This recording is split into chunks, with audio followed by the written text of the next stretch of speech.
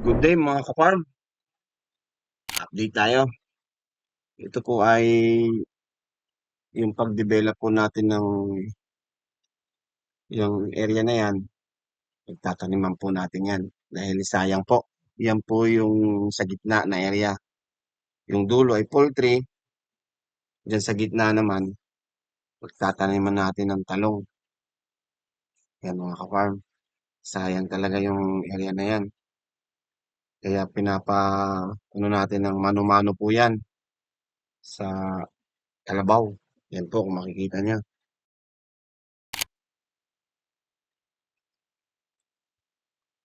Ang ilalagay natin dyan, sili at talong. Pinapabungkal na po natin yan. Mano-mano po yan.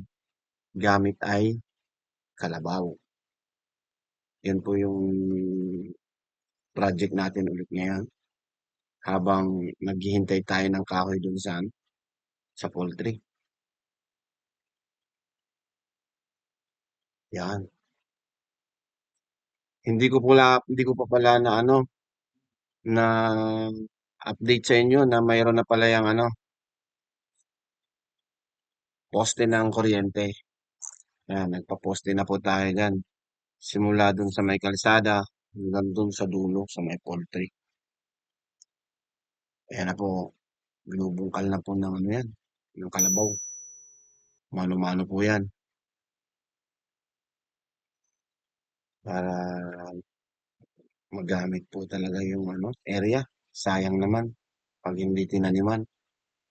Mga kawar, makakahiling ng subscribe, like, and follow para updated kayo sa mga bago nating mga videos.